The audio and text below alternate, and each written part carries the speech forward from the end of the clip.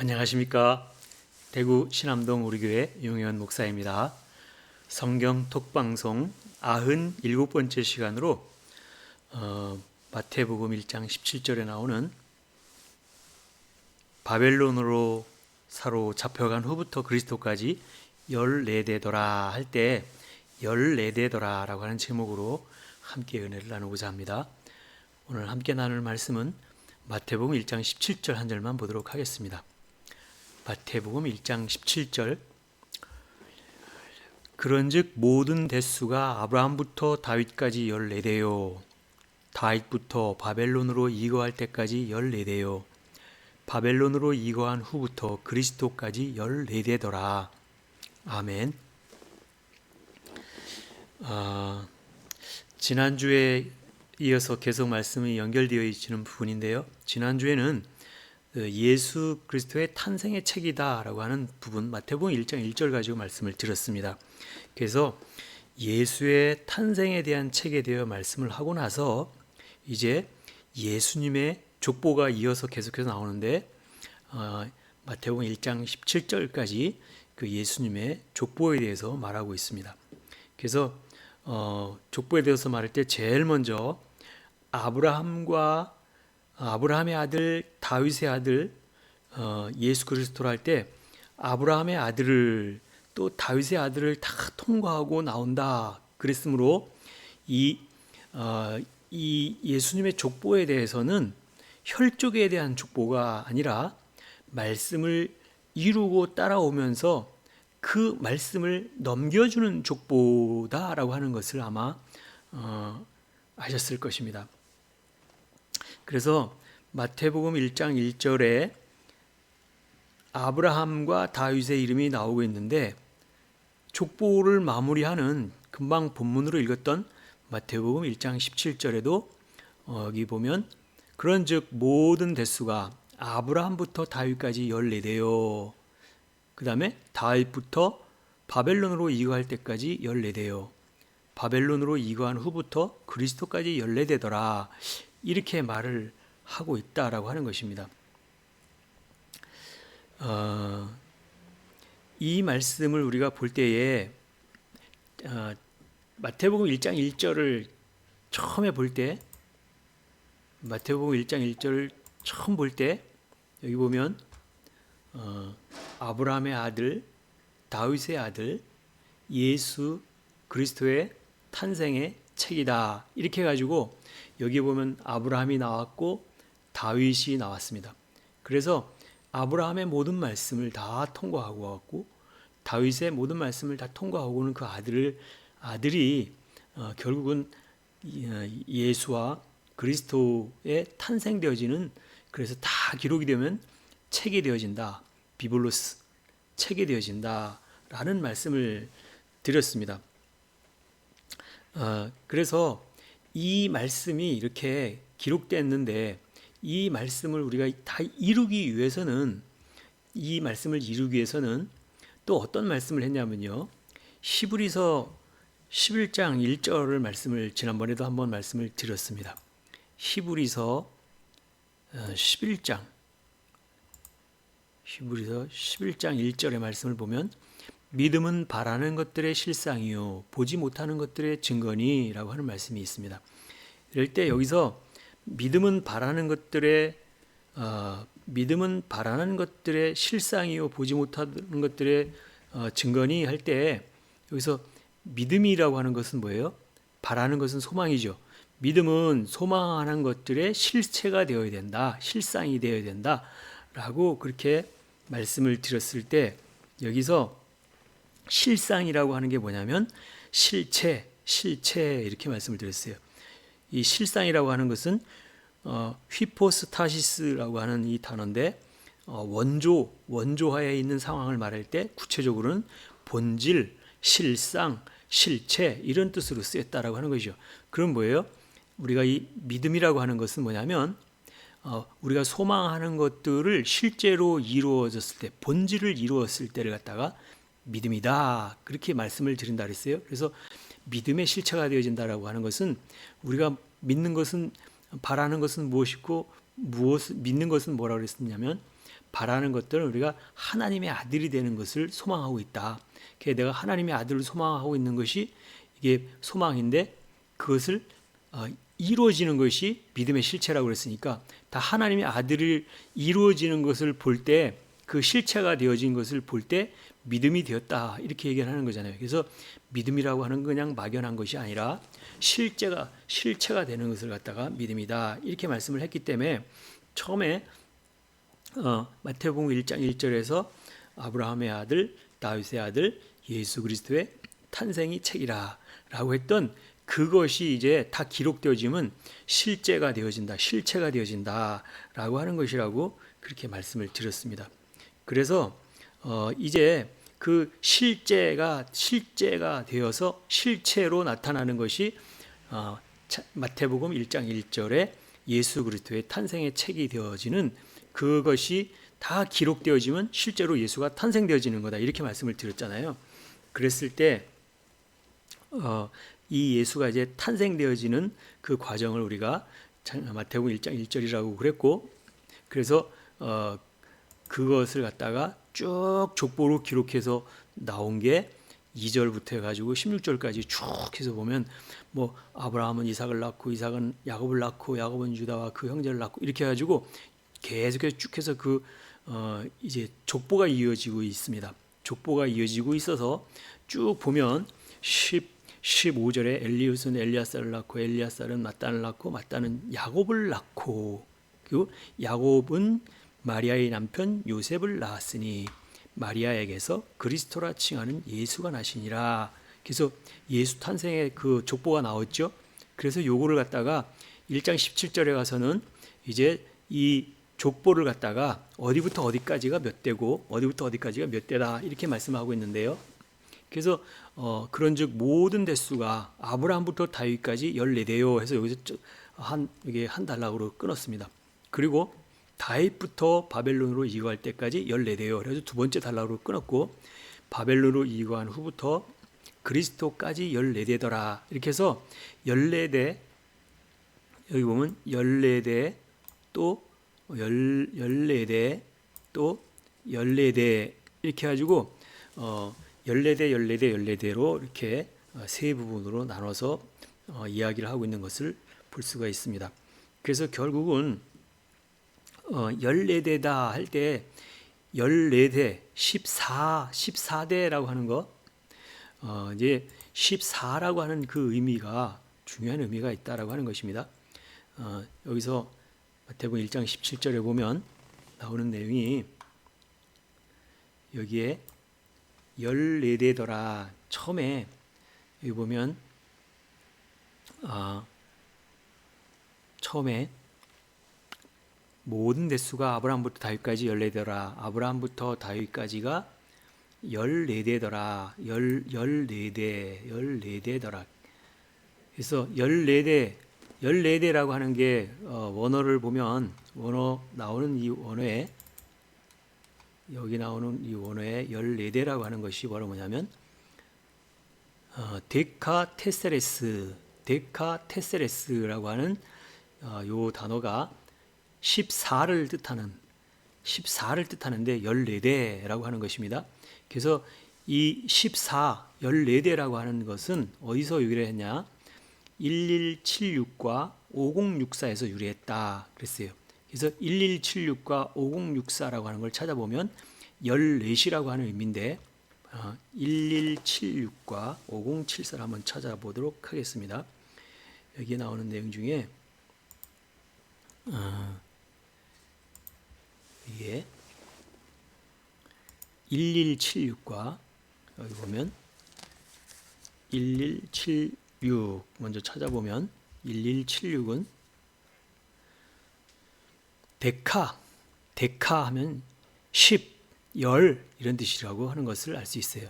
10이라고 하는 것은 1이 10개가 모였을 때를 10, 열 이렇게 얘기를 하는데 이 데카 10이라고 하는 것은 10개가 한 묶음으로 되었을 때를 갖다가 연합된 하나가 되었다. 이렇게 했을 때 10이라고 이렇게 얘기를 하는 것이죠.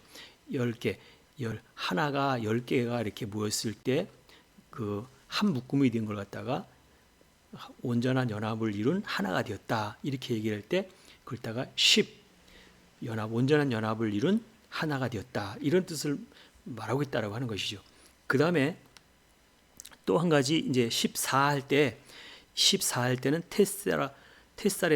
테사레스라고 하는데 10이라고 하는 단어 데카와 테사레스라고 하는 4라고 하는 것이 합쳐서 합성어가 되어 가지고 14가 되는데요.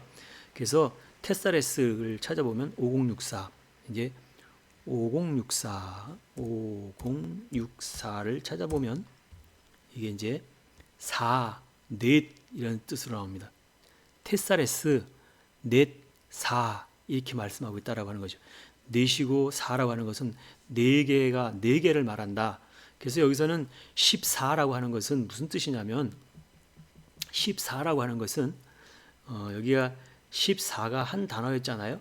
14가 한 단어였기 때문에 여기 14대더라 할 때 14라고 하는 것은 데카테사레스 그랬으니까 14라고 하는 것은 바로 뭐냐면 10이라고 하는 것과 4라고 하는 거의 합성어다. 10은 온전한 연합을 이루어서 하나가 되었을 때를 10이라고 그런다. 그리고 4라고 하는 것은 이제 4개를 말하는 건데 14라고 하는 것은 그래서 온전한 여러 연합을 이룬 하나가 되어서 4대를 가는 것을 14다 이렇게 말씀하고 있다라고 하는 것입니다.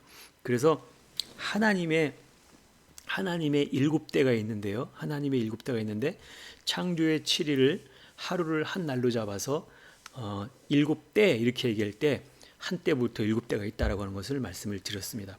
한때부터 7대가 있다라는 걸 말씀을 드렸기 때문에 그 한때부터 7대 할 때는 첫째 날부터 7째 날까지가 있을 때 그때를 갖다가 한 날을 한 때로 해서 뭐 아담, 노아, 아브라함, 모세, 선지자, 예수, 그리스도 또는 사도 이렇게 해가지고 그때 날들에 해당되는 그 이름들이 있었잖아요. 그래서 6째 날에 해당되는 때가 예수 때였다. 그리고 7째 날에 해당되는 마지막 날 7째 날에 해당되는 때가 사도의 때였다. 사도는 기름 부음 받은 자를 세우는 그래서 기름 부은 자 하면은 그리스도다 이렇게 해서 그리스도의 때 이렇게 얘기도 한다고 말씀을 드렸습니다. 그래서 여기서 온전한 연합을 이루어서 4때를 살아간다라고 하는 게 14다라고 하는 것을 말씀하고 있다라고 하는 거죠. 그래서 나오는 이때에 여기에 나오는 그 온전한 연합을 이룬다 했을 때 이 4때를 간다라고 하는 얘기가 뭐냐? 4때를 간다라고 하는 얘기가 뭐냐면 지난번에 이렇게 계속해서 성막을 모형을 갖다가 볼 때에 한 때가 해당되는 것이 여호와 하나님의 때, 2때가 성소인데 거기가 예수 하나님의 때, 그다음에 3때가 지성소인데 성령 하나님의 때 이렇게 해서 성막들과 성소와 지성소라고 하는 한 때, 2때, 3때를 다 통과하고 나왔을 때를 갖다가 뭐라고 그러냐면 에크 안에서 바깥으로 나왔을 때 나올 때를 에크 이렇게 얘기했고 그래서 안에서 바깥으로 불러낸 자 이런 뜻으로 우리가 보통 교회를 에클레시아 이렇게 말씀을 드리는데 에클레시아는 에크와 칼레오 안에서 바깥으로 부르다 불러내다 이런 뜻으로 해서 에클레시아 그런 걸 딱 교회 이렇게 말씀을 드린다고 말씀을 드렸습니다. 그래서 교회가 됐다라고 하는 것은 이 세 때의 과정을 다 통과하고 안에서부터 바깥으로 불러냄을 받아서 이제 교회를 이루는 그때를 갖다가 교회, 에클레시아 이렇게 말씀을 드린다라고 말씀을 드렸던 것입니다. 그래서 여기에 나오는 14대라고 하는 것은 이제 예수님의 족보에 대해서 계속해서 14대씩 끊어서 여기 처음에 나올 때 14대 하면은 아브라함 처음에 14대 할 때는 그 모든 대수가 아브라함부터 다윗까지 14대요. 그래서 아브라함부터 다윗까지를 끊었을 때 14대 그렇게 얘기했고 그 다음에 두 번째 14대는 다윗부터 바벨론으로 사로잡혀갈 때까지가 14대요. 그래서 또 이제 여기까지 14대를 끊었고 그 다음에 이제 바벨론으로 사로잡혀간 후부터 그리스도까지가 14대다. 그래서 거기까지 또 그래서 14대로 이렇게 분할해서 셋으로 구분했다. 그래서 14대, 14대, 14대 이렇게 말씀을 드렸다라고 이렇게 말씀을 드릴 수가 있습니다. 그러면 이제 마태복음 1장 그 17절에 나오는 여기에 나오는 14대, 14대, 14대 할 때 첫 번째 14대라고 했을 때는 어디서부터 어디까지 하면 아브라함부터 다윗까지가 14대요. 이렇게 말씀을 하고 있는 것을 보았을 때에 여기서 아브라함부터 다윗까지 14대요 했을 때 지난주에 말씀을 드릴 때 요 때를 갖다가 무슨 얘기를 했냐면 사울은 천천히요 다윗은 만만이로다 이렇게 말씀을 드리면서 사울 할 때 이 천이라고 하는 것은 나를 온전하게 다 채워갈 때를 갖다가 숫자로 1000 이렇게 얘기했다. 왜냐하면 주께는 하루가 1000년 같고 1000년이 하루 같다 이런 말씀을 하셨으니까 하루라고 하는 개념은 나의 일생을 갖다가 놓고 말하는 것이었고 그래서 하루가 되었다라고 하는 것은 내 일생 전체를 갖다 말하는 것이기 때문에 천이라고 하는 사울은 천천히요 할 때 이 천이라고 하는 천을 이룬다라고 하는 것은 이제 나 자신이 하나님의 말씀으로 온전하게 채우는 때를 갖다가 천이 되었다 이렇게 얘기를 한다라고 하는 것이죠. 그래서 이 첫 번째 아브라함부터 다윗까지 14대요 할 때는 나 자신을 갖다가 온전하게 채우는 그때를 갖다가 말한다. 그래서 이 처음에 마태복음 1장 1절에서도 아브라함과 다윗의 자손 예수 그리스도의 탄생의 책이라 했을 때 이 탄생의 책이 되기 위해서는 그 모든 말씀을 아브라함의 말씀, 아브라함의 아들의 말씀, 다윗의 아들의 말씀 그 모든 것을 다 기록해서 예수와 그리스도가 탄생되는 책이다 그랬으니까 예수 그리스도가 탄생되어지면 예수가 탄생되어지는 것이라고 그렇게 말씀을 드렸잖아요. 그래서 이제 예수가 첫 번째 14대다라고 하는 것은 첫 번째 14대다라고 하는 것은 이제 예수가 탄생되어지는 마태복음 1장 1절에서 말씀하신 것 같이 그렇게 이제 탄생되어지는 것을 말하였다 이렇게 말씀을 드릴 수가 있습니다. 그리고 이제 예수가 탄생되어서 네 때를 향해 나가는 이제 다윗 왕처럼 정복하고 다스리는 그때가 되어야 함을 여기서 말하고 있다라고 하는 거죠.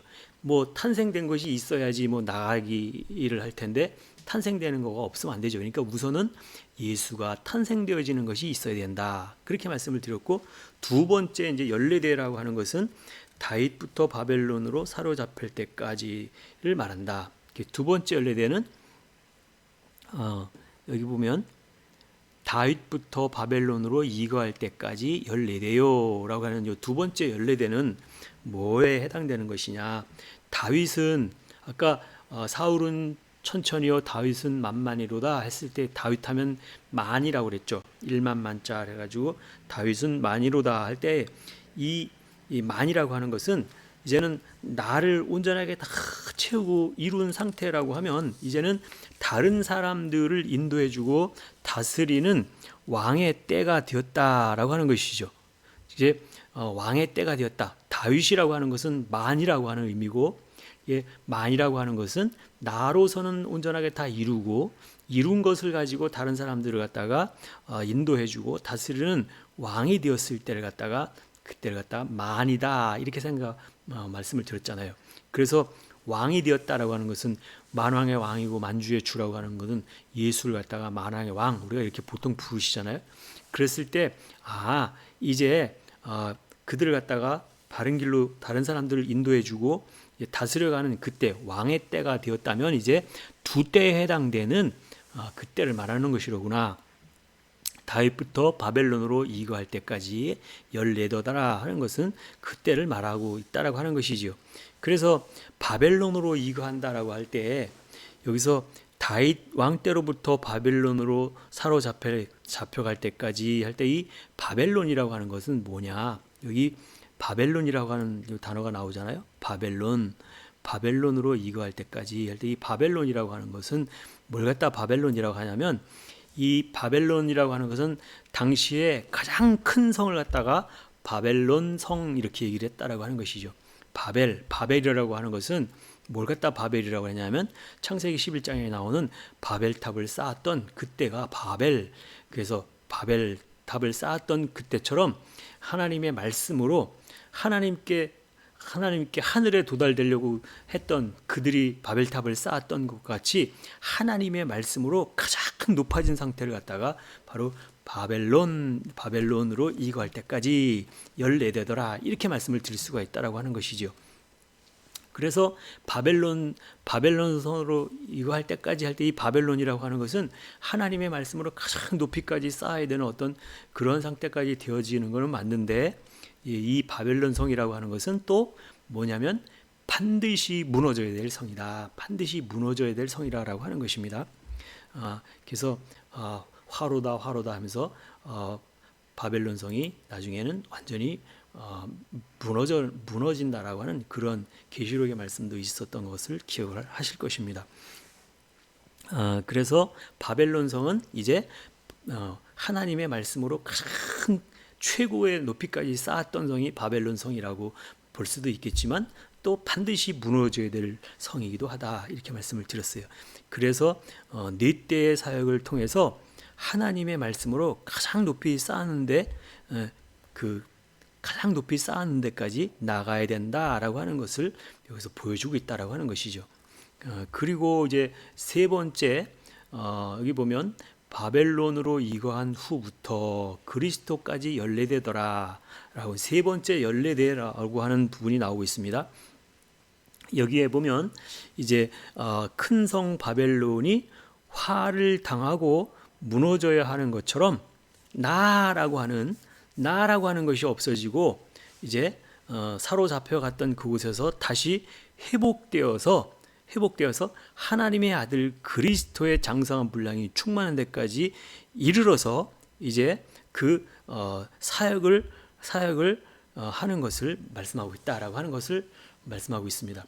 그래서 이 부분은 좀 이해를 해야 될 부분인데요. 우선은 내가 하나님의 말씀을 온전하게 쌓은 것이 없다라고 하면 전할 수도 없고 증거할 수도 없죠. 그러니까는 이제 두 번째 14대에 해당되는 그 사역을 하면서 하나님의 말씀으로 온전하게 다 쌓았을 때를 이제 뭐냐면 바벨론 성에 비유를 했다라고 하면 그 바벨론 성은 거기서 머무르면 안 되고 이제는 그 성은 무너져야 될 성이다. 무너뜨려져야 될 성이다. 그러니까 그 무너진다는 건 뭐예요? 내 안에 하나님의 말씀으로 그 바벨론 성 같이 그렇게 가장 높은 가장 많은 것을 쌓았다라고 하면 그거 가지고 안 된다. 너 자신은 무너져야 된다. 나는 없어지고 하나님으로만 나와야지만 된다라고 하는 그런 뜻으로 바벨론 성은 무너져야 될 거고 그래서 그 이후에 이제 바벨론으로 잡혀간 후부터 그리스도까지가 14대라. 그래서 세 번째 14대라고 하는 부분이 나온다라고 하는 것입니다.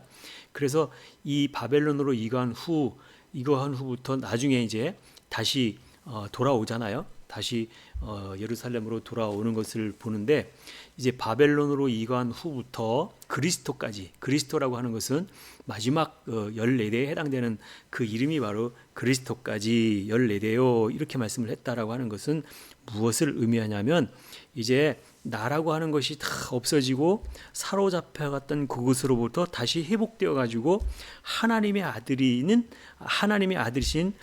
그리스도라고 하는 장성한 분량이 충만한 데까지 이르러야 하는 그것을 가지고 그걸 가지고 사역을 하는 것을 말씀하고 있다 이렇게 말씀을 드렸다라고 하는 것입니다. 그래서 여기에 나오는 14대라고 하는 것은 다시 정리를 해보면 온전한 연합을 이루고 네 때의 삶을 살아가는 그때를 갖다가 의미한다. 그래서 연거푸 세 번을 14대 14대 이렇게 말씀을 했다라고 하는 것은 반드시 이제 온전하게 그걸 다 연합을 이루어 가지고 그거를 가지고 네 때의 삶을 살아야 된다. 네 때라고 하는 것은 뭐예요? 한 때, 두 때, 세 때가 여호와 하나님의 때, 예수 하나님의 때, 성령 하나님의 때라고 하는 성막들과 성소와 지성소를 다 그 안에서 이룬 것을 가지고 통과해서 바깥으로 나오면 에클레시아 교회라고 하는 것이 되는데 그 교회라고 하는 것이 머물러 있으면 안 된다. 교회라고 하는 것은 끊임없이 가서 나가 증거하고 전파하는 삶으로 통해야 되니까 그 삶으로 네 때를 살아야 된다. 네 때라고 하는 것은 뭐예요? 이제 창조의 7일 중에 네 때 하면 모세의 때죠. 그 모세 네 때가 모세의 때, 다섯 때가 선자의 때, 여섯 때가 예수의 때, 일곱 때가 그리스도의 때. 그랬으니까 그때를 다 이루고 나가야 된다. 그런 말씀을 했다라고 하는 것입니다. 그래서 마태복음 1장 17절에서 한 절만 가지고도 보았는데요. 여기에 나오는 14대 14대 14다라고 하는 것을 다 이룬 것이 예수님의 족보를 모두 이루고 따라온 우리들의 삶이다. 곧 세 때를 통과하고 하나님의 아들 예수의 탄생과 그 다음에 아들의 사역과 그 다음에 그리스도로서의 그 아버지로서의 사역을 하는 그 모든 과정이고 말씀의 여정이다라고 하는 것을 이 마태복음 1장 17절을 통해서 14대 14대 14대라고 하는 것을 통해서 그 의미하는 것을 알 수 있다라고 하는 것입니다. 그래서 이제 다시 한번 좀 정리를 해보면 네 때라고 하는 것은 다시 보면은 네 때라고 하는 것은 언제였어요? 넷째 날이 네 때인데 이때가 모세의 때 이랬어요. 모세의 때는 뭐예요? 율법의 때죠. 모세로부터 모세는 여호와 하나님께로부터 율법을 받은 사람이 모세니까 네 때 하면 율법의 때라고 하는 거예요. 그러니까 율법의 말씀을 가지고 나가야 된다. 그래서 다섯째 날은 그걸 가지고 선자의 삶을 살아야 된다. 그 다음에 여섯째 날은 그걸 가지고 예수의 삶을 살아야 된다. 그 다음에 일곱째 날이라는 것은 이제 그리스도 사도의 사역을 하면서 그리스도의 장성한 분량까지 나가야 되니까 그래서 일곱째 날 마지막 날인 일곱째 날까지 가야 된다라고 하는 것을 말씀하고 있다라고 하는 것이죠. 그래서 세 때를 통과하고 이렇게 세 때를 통과하고 나머지 네 때를 다 가야지만 예수님의 그 족보가 다 이루어진다. 네, 그 예수님의 마지막 족보가 이루어지는 게 뭐라 그랬어요? 그리스도 때까지가 14대더라 이렇게 했죠. 그래서 여기서 14대라고 했을 때 그리스도까지 14대라고 하는 것은 무슨 것을 뭘 갖다 14대라고 그렇게 말씀을 드렸냐면 이제 저와 여러분이 예수라고 하는 여기 여섯째 날이 예수라고 하는 사역을 하는 때라고 그랬잖아요. 그 예수라고 하는 그 이름의 사역을 감당하면 예수라고 하는 그 이름의 사역을 감당하면 그 이름이 예수라고 하는 이름이라고 그렇게 말씀을 드렸으니까 그 이름으로 사역을 하고 계속해서 이제 나가면 그리스도의 장성한 분량이 충만한 데까지 이르리니 거기까지 가야 된다 그랬죠. 그래서 그렇게 가다 보면 이제 그리스도의 장성한 분량이 충만한 데까지 이르게 된다 이렇게 말씀을 드렸으니까 이제 마지막 14대 할 때 마지막 그리스도까지가 14대라 이렇게 되는 거죠. 근데 실제로 세 번째 14대더라 할 때 여기 나오는 세 번째 해당되는 여기에 14대더라 할 때 여기 14대더라 할 때 실제로 여러분 한번 세워 보셨을지 모르겠습니다.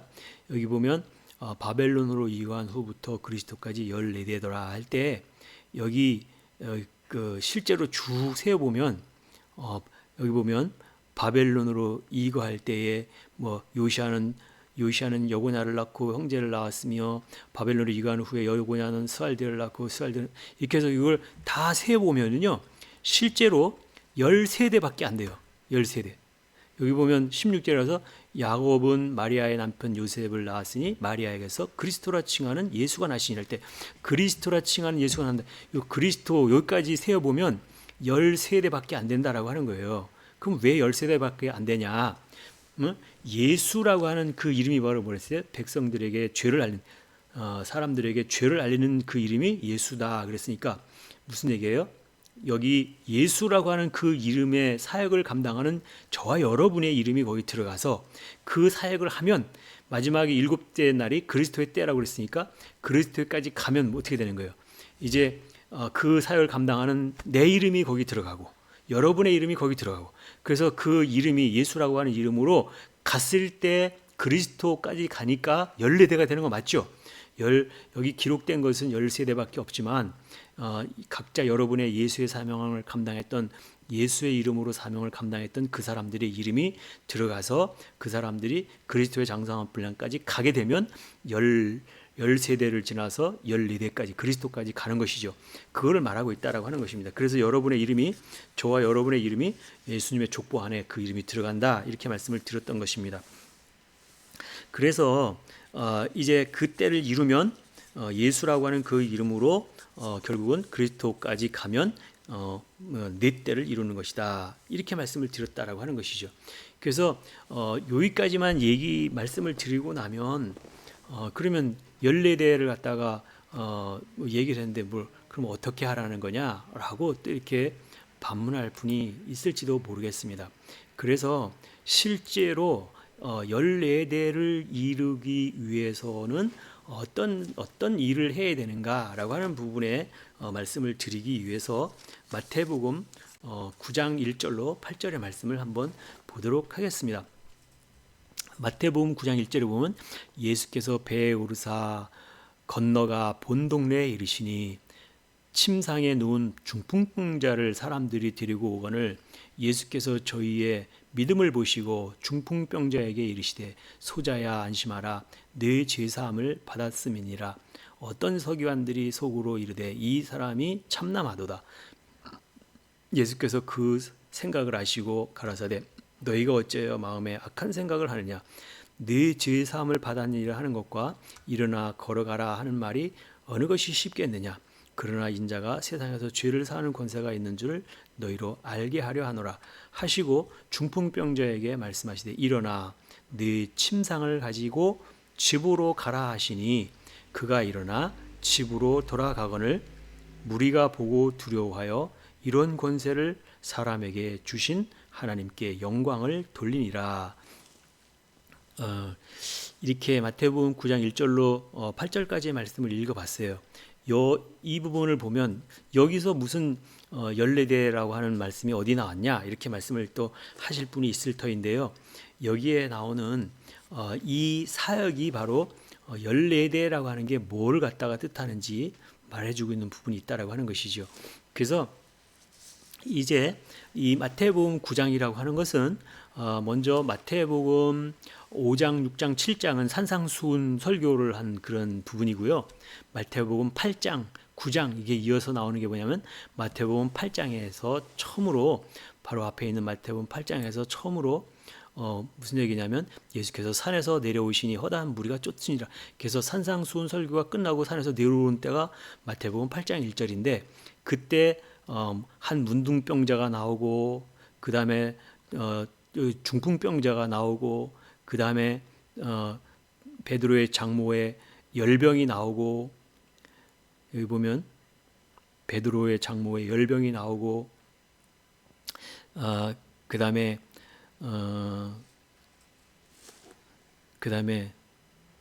많은 귀신들이 나오는데 여기 보면 16절에 저물매 사람들이 귀신 들린 자를 많이 데리고 예수께 오거늘 예수께서 말씀으로 귀신들을 쫓아내시고 병든 자를 다 고치시니라 그랬죠. 그래서 이 8장은 이제 병자들이 나오는 그런 모습들이 있어요. 처음에는 문둥병자가 나왔고 중풍병자가 나왔고 여기 14절에 열병으로 앓는 자가 나왔고 그 다음에 16절에 가서는 이제 귀신 들린 자를 많이 데리고 왔고 말씀으로 다 고쳤다, 이런 부분이 나온다라고 하는 것이죠. 그래서 이 내용을 보니까 이 내용이 이제 예수께서 하나님의 말씀으로 병들을 고쳐주는 그런 장면이 나온다라고 하는 것을 여기서 보여주고 있습니다. 그래서 그때에 제자들이 예수를 쫓았는데 그때 배에 오르심에 제자들이 쫓았더니 그러죠. 그래서 제자들이 배에 올라가고 배에 예수님과 함께 올라가고 이제 이런 일이 있었고 이제 9장에 가서 어떤 말씀이 나오냐면 예수께서 배에 오르사 건너가 본 동네에 이르렀다 할 때 예수께서 배에 오르셨다. 이때 이 배라고 하는 게 무슨 뜻을 가지고 있냐면요. 여기 9장 1절에 배에 오르셨다. 여기서 예수께서 배에 오르셨다 할 때 이 배라고 하는 게 바로 폴로이온이라고 하는 단어가 배인데, 이 폴로이온을 찾으면 어근이 4126에서 왔다. 그래서 4126을 제가 찾아놨는데요. 배라고 하는 폴로이온의 어근을 찾으면 폴로이온이 4143이 폴로이온이 배라고 하는 그런 의미를 갖고 있는데, 폴로이온은 폴레오라고 하는 배를 타고 가다, 항해하다 이런 뜻에서 왔다. 그래서 이 폴로이온이 폴레오라고 하는 그 단어와 연결이 되어지고, 폴레오라고 하는 이 단어는 다시 4126 폴레오 항해하다라고 하는 이 단어가 4150하고 관련이 있다 그랬어요. 그러면 4150이라는 단어를 찾아보면 폴리노라고 하는 단어까지 연결된다. 이 폴리노라고 하는 것은 씻다, 빨다 이런 뜻으로 연관이 있다 이렇게 말씀을 하고 있습니다. 그래서 여기서 4150 폴리오라고 하는 것은 흐르다 이런 뜻과 연장해서 던져 넣다, 또 옷을 빨다, 씻다, 뭐 거기까지 간다. 옷을 빨다, 씻다, 거기까지 간다고 그렇게 말씀을 드렸잖아요. 씻다, 빨다. 그랬으니까 이 배를 배 안으로 오르셨다 하는 배라고 하는 게 바로 뭐예요? 씻다, 옷을 빨다, 거기까지 간다는 얘기죠. 그러니 배에 오르셨다, 배를 타고 간다라고 하는 것은 무슨 얘기예요? 예수께서 이제 물 위를 걸었듯이 물 위를 간다는 그런 뜻이잖아요. 그러니까 여기서 씻다, 빨다, 옷을 빨다 뭐 이런 뜻은 이제 예수께서 이제 사역을 하러 본 동네로 가시는구나라고 하는 것을 알 수 있습니다. 그리고 이어서 마태복음 9장 2절에 침상에 누운 중풍병자를 사람들이 데리고 오거늘 예수께서 저희의 믿음을 보시고 중풍병자에게 이르시되 소자야 안심하라 네 죄사함을 받았느니라 이런 말씀을 하고 있다라고 하는 것이죠. 그래서 여기서 침상에 누운 중풍병자가 있는데 사람들이 그를 예수께로 데리고 왔다. 그래서 예수께서 그 믿음을 보시고 중풍병자에게 이르되 소자야 안심하라 네 죄사함을 받았다 이렇게 얘기를 한다라고 하는 거예요. 그래서 예수께서 그 믿음을 보시고 뭐라고 부르셨냐면 소자야 이렇게 불렀다라고 하는 거예요. 소자야 이렇게 불렀는데, 소자라고 하는 것은 이제 뭘 갖다 소자라고 하느냐면 믿음을 보시고 소자야 불렀어요.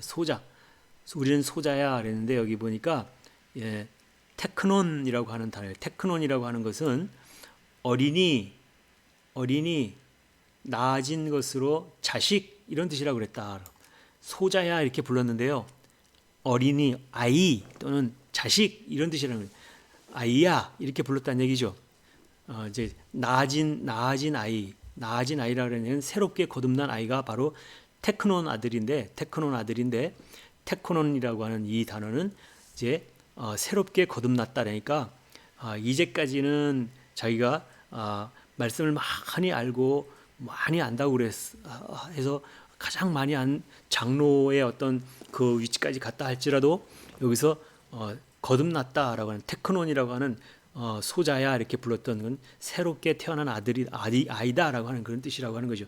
그러니까 새롭게 난 아이, 너는 새롭게 난 아이 이렇게 불렀으니까 이렇게 소자야 이렇게 불렀으니까 바로 뭐라고 했냐면 예수께서 그의 병을 다 고쳐주셨다는 얘기죠. 그의 병이 뭐였어요? 문둥병자라고 하는 병이 있었다. 침상에 누운 문둥병자를 사람들이 데리고 왔다. 그래서 이 소자가 원래는 문둥병자였다라고 이렇게 얘기를 했잖아요. 그래서 안심하라, 네 사함을 받았니라. 이 네 죄사함을 받았다라고 하는 것은 다음 주에 말씀을 드리겠고요. 여기 나오는 거듭났다, 새롭게 태어났다는 건 이게 어떤 상태에 있었냐면요. 침상에 누운 문둥병자가 이렇게 했을 때 침상에 누운 문둥병자라고 하는 것은 뭐냐면요. 먼저 문둥병자가 어떤 사람이었냐. 문둥병이라고 하는 것은 파랄리티코스라고 그래가지고 여기에 3886에서 파생되었다. 용해된 듯한 중풍병자 이렇게 나왔어요. 용해된 듯한이라고 하는 것은 뭐예요? 용해가 됐다라고 하는 것은 어떤 예를 들어서 딱딱한 고체 덩어리가 있었는데 그게 다 녹아져 가지고 흐물흐물해져 가지고 다 물이 되었을 때를 갖다가 용해되었다 이렇게 얘기를 보통 하잖아요. 용해됐다, 용해되어진 듯한 이런 얘기는 이제 이게 사람으로 치면은 사지가 있는데 사지가 하나도 힘이 없어서 그냥 막 사지가 힘이 없어서 전혀 살았다고는 하나 움직일 수 없는 그런 상태가 되었을 때를 갖다가 문둥병자다 이렇게 얘기를 하는 거죠.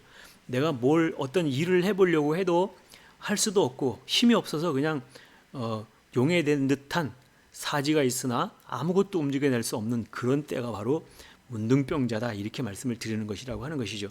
그래서 문둥병자가 있었는데 어디에 누워 있었느냐? 침상에 누워 있었다. 그래, 침상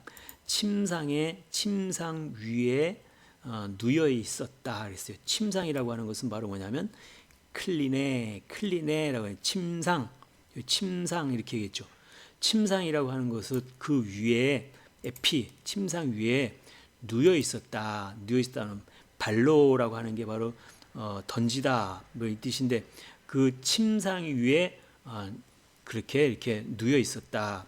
근데 이 침상이라고 하는 것은 바로 뭐냐면 바로 이게 침상이 됐든지 아니면 뭐 침대가 됐든지 우리가 먹는 테이블 밥상이 됐든지 간에 그 상이라고 하는 것은 다리가 4개다라고 하는 의미가 있잖아요.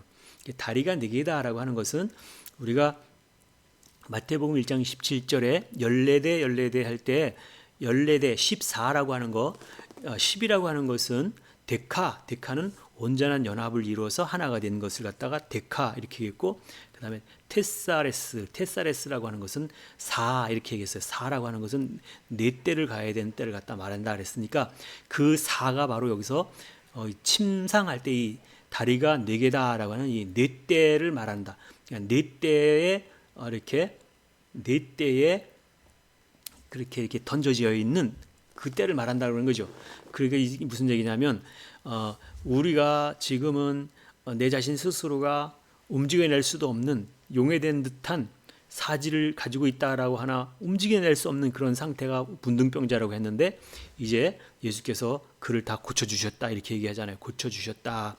그래서 그 믿음을 보시고 중풍병자에게 이르시되 소자야 안심하라 내 죄사함을 받았느니라. 이게 병을 고쳤다는 얘기죠. 죄사함을 받았다는 얘기는 병을 고쳤다는 얘기잖아요. 병을 고쳤다라고 하면 이제 뭐라고 그러냐면 이렇게 침상에 누워 있는 그 중풍병자가 병이 고쳤다 하면서 이제 3절, 4절, 5절을 지나서 이제 6절에 나오는 내용을 보면 그러나 인자가 세상에서 죄를 사하는 권세가 있는 줄 너희로 알게 하려 하노라 하시고 중풍병자에게 말씀하시되 일어나 내 침상을 가지고 집으로 가라 그랬어요. 내 침상을 가지고 아까 침상이라고 하는 것은 다리가 4개 달린 그걸 갖다가 침대 이렇게 얘기했으니까 그걸 가지고 침상을 가지고 집으로 가라. 가지고 집으로 가라 할 때 여기서 6절이죠. 6절의 말씀을 보겠습니다. 6절 말씀을 보면 여기 보면 가라 침상 너의 클리네 그러니까 너의 침상을 가지고 할 때 이 가지고라고 하는 게 바로 뭐냐면 아이로라고 하는 것은 들어 올리다 이런 뜻이거든요.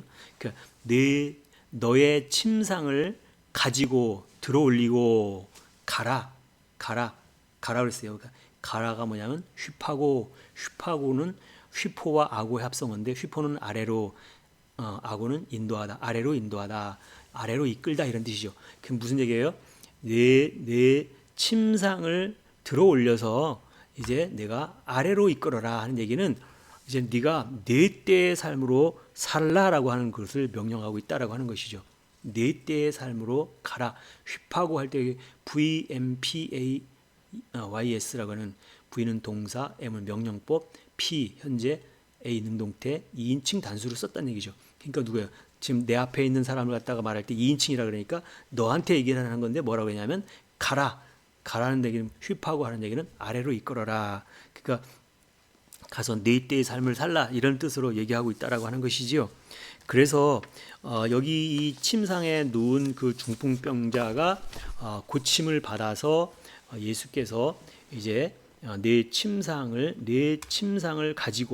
가지고가 아이로니까 들어서 네가 이제 다 나왔으니까 네 때의 삶으로 가서 살아라 아래로 이끌어라 그 얘기를 하고 있다라고 하는 것을 그래서 말씀하고 있다라고 하는 것이죠. 그래서 14대 할 때 14대 14라고 하는 것은 뭐냐면 온전한 연합을 이루어서 네 때의 삶을 살라라고 하는 그 얘기를 하고 있다라고 하는 것입니다. 그래서 이 마태복음 9장 6절로 말씀을 통해서 보니까 이제 이 침상하면은 다리가 4개라고 그랬듯이 예수께서 중풍병자의 병을 고쳐주셨으니 이제는 그 4때의 사역을 해야만 된다 그런 뜻이라고 그렇게 말씀을 드렸어요. 그래서 일어나서 내 침상을 가지고 들어 올려서 집으로 가라 할 때 집이라고 하는 게 바로 오이코스인데 네 집으로 가라는 얘기 아니죠. 그 거하는 집. 그래서 집하면 바로 성전을 갖다가 뜻하기도 하고 그렇기 때문에 그 사역적인 측면에서 보면 집으로 가라 하는 이제 네 때로 나가서 이끌어라 이 말씀을 하고 있다라고 하는 것이죠. 그래서 이 말씀은 우리가 보면서 성막의 모형을 보여서 한 때, 두 때, 세 때를 통과하고 이제 거기서 살아나서 바깥으로 나왔다라고 하면 이제는 거기에 그게 안주할 것이 아니라 우리가 교회만 안주할 것이 아니라 이제는 앞으로 나가는 네 때의 삶을 살아야 된다라고 하는 것을 보여주고 있다라는 거예요. 네 때의 삶이 뭐예요? 예수께서 배를 타고 제자들과 함께 갔던 그래서 결국은 그 씻다 옷을 빨다 이런 뜻으로 있었으니까 배를 갖다가 타고 간다라면 배가 물 위에 가는 거잖아요.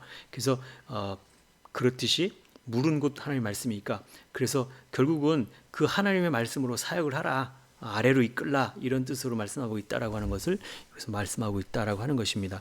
그래서 그 세 때를 통과하고 나서 나머지 네 때의 삶을 살아가는 것을 갖다가 여기서 말씀하고 있다라고 하는 것을 여기 하고 있다라고 하는 것이지요.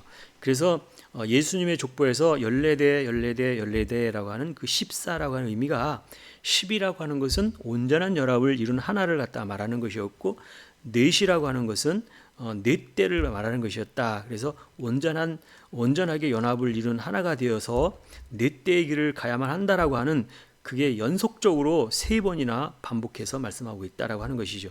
그래서 이 내용을 우리가 보면서 말씀을 드릴 수 있는 게 있어요. 개가 사람이 될 수는 없잖아요. 개가 아무리 날고 기어도 사람이 될 수는 없습니다. 그리고 뿐만 아니라 사람이 하나님의 아들이 된다는 것도 쉬운 거는 아니잖아요.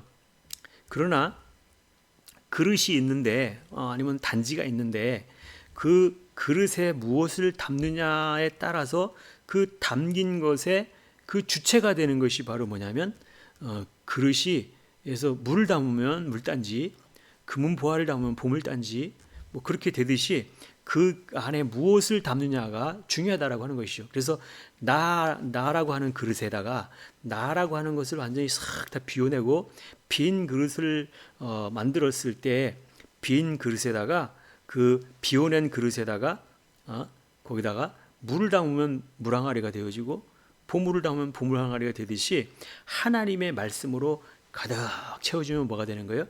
하나님의 말씀으로 채워진 단지가 되어진다. 말씀 단지가 되어진다. 이렇게 말씀을 드릴 수가 있는 거죠. 말씀은 곧 물이니까 물단지가 되어진다. 이렇게 말씀을 드릴 수도 있겠죠. 그래서 말씀으로 가득하게 채워진 그릇이라고 하면 하나님으로 가득 채워진 문이라고 그러죠.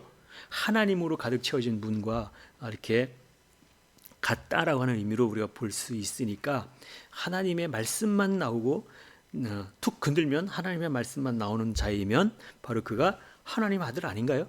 그래서 하나님의 아들이 되었다라고 하는 게 이렇게 해서 하나님의 아들이 된다라고 하는 것입니다. 그래서 하나님의 아들 하면은 예수님께서 말씀하시기를 뭐냐면 예수님은 하나님의 아들이잖아요. 예수님께서 하시는 말씀이 나와 아버지는 하나이니라 이런 말씀하셨다고 하는 것이죠. 그러니까 아들이면 곧 하나님이시죠. 그래서 이렇게 온전한 14대를 다 이루는 것을 우리가 멈추거나 뒤로 돌아가면 안 된다. 끝까지 가야 된다라고 하는 것을 말씀을 드렸어요. 그래서 이왕 우리가 여기까지 따라오고 있으니까 멈추지 않고 끝까지 끊임없이 앞으로 달려가고 전진해서 끝까지 네 때를 이루는, 세 때를 통과하고 네 때를 이루는 거기까지 다 가시는 저와 여러분이 되시기를 축원을 드리겠습니다. 감사합니다.